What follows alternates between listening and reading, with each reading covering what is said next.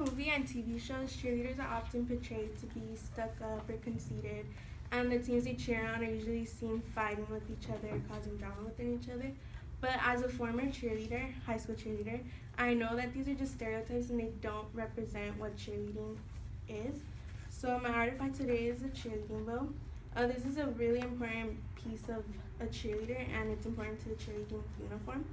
So today I'll discuss how it relates to cheerleading and what the bow is and how I identify with the cheerleading culture.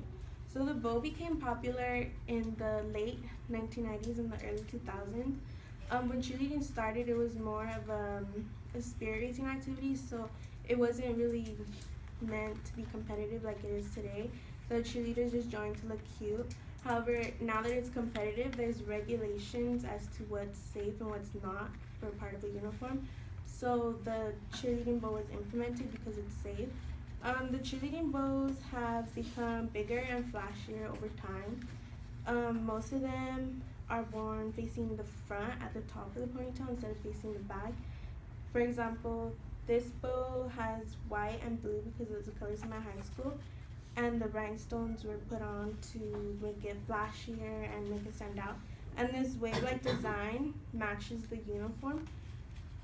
So basically, this is a safe alternative to, say, a hair clip in the hair, because as we're throwing the girls up, they can get cut. So I just described what the bow was and how it relates to cheer culture, and now I'll describe how I identify with this culture. I did not want to be a cheerleader at first. My mom basically just signed me up and told me, "Oh, you're in cheerleading, so you have to go."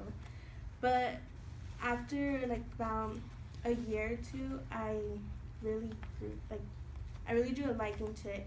I am not a very confident person, and I don't have a high self-esteem, and I'm very shy. However, through cheerleading, I became a little more confident, and I gained friendships, and I met people who had the same interest as me. It also helped build my self-esteem. When I put this bow on, I felt confident, and I knew that I worked hard as being a cheerleader. Cheerleading is not easy. It's very hard. I would practice every day. I had to cheer at basketball games 2 times a week, football games 2 times a week. Practices were 4 hours. I had weekend practices that were 8 hours. I had competitions three times a month, and it's not what you see on TV. It's actually much harder.